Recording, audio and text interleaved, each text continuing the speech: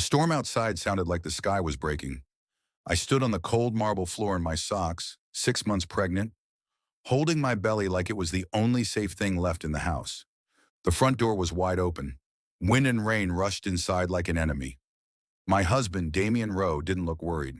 He looked annoyed. "Leave, now," he said. My voice shook. "Damien, please, the roads are flooded. Just let me stay in the guest room until the storm passes." His eyes stayed cold. "You should have never gone into my office." I swallowed hard. My throat felt dry. "I wasn't snooping," I said. "The printer was jammed. I was trying to fix it. And those papers were right there." He took one slow step closer. "What papers?" I forced the words out. "The wire transfers, the shell companies, the offshore accounts." For the first time, his face changed, just a little. Not fear, more like anger that I saw behind the curtain. Then he leaned in and spoke so softly it made my skin crawl. "You wanted proof," he said. "Here's your proof, Tessa. You're nothing without my prenup." I stared at him, searching for the man I married. I found nothing. "If you did nothing wrong," I whispered, "why are you acting like this?" He let out a short laugh with no humor. "Because you're inconvenient." Then he pointed into the darkness outside. "Call your sister. Call a taxi. I don't care. But you are not staying here." Near the hallway, our housekeeper Marisol stood frozen, her hands twisting her apron. Her eyes looked scared, more scared than I was. I opened my mouth to speak, but Damien snapped his head toward her.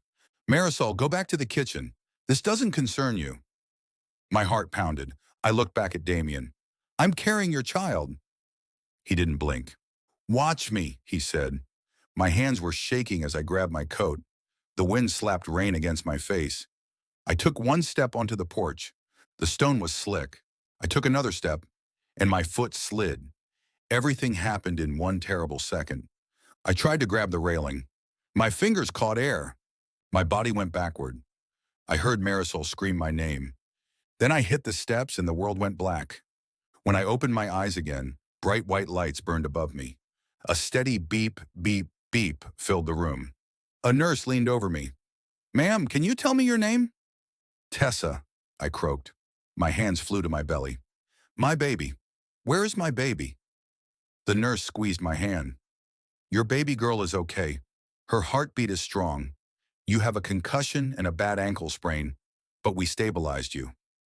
Relief hit me so hard I started crying. Then the relief turned into something else.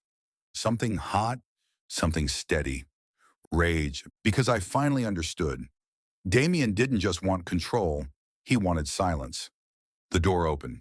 My sister Nina rushed in, hair messy, coat thrown over office clothes like she ran out mid-work. She took one look at my bruised face and the bandage on my head. Then she sat down and said, "Tell me everything, from the moment you walked toward his office." So I did. I told her about the documents, the account numbers, the transfers, the names of companies I'd never heard of. When I finished, Nina didn't cry. She didn't panic. Her eyes sharpened like a blade. "Do you still have proof?" she asked. My hands trembled as I reached for my phone on the bedside table. "I took pictures," I whispered. 4 pages. I didn't know what else to do. Nina exhaled slowly. "Good," she said, "because this isn't just a bad marriage, Tessa. This could be federal crime." My phone buzzed. A message from Damien. "Stop making a scene. My lawyer will contact you." Another message came right after, from an unknown number. "Sign the papers. Stay quiet, or you'll lose everything." My stomach turned. Nina leaned over and read it. Her face went still. "Oh," she said softly. "He's threatening you." I nodded, and Nina stood up. "Okay, then we stopped playing nice."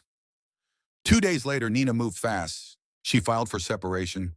She requested a temporary protection order. She called a forensic accountant, and Marisol did something Damien never expected. She showed up at Nina's office with her phone in her hand, eyes nervous, voice shaking.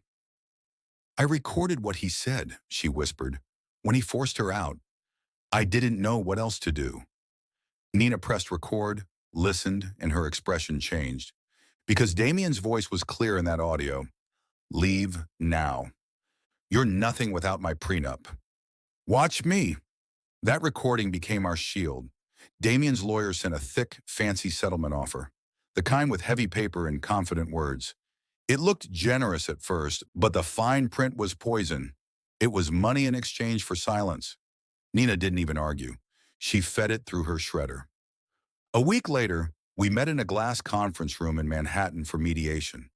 Damien sat across from me wearing a perfect suit and a perfect calm. Like the storm never happened, like I never hit the steps, like I wasn't carrying his child. He leaned back and smiled. Let's be practical, he said. You can't fight me. You don't have the money. You don't have the power. You'll end up with nothing.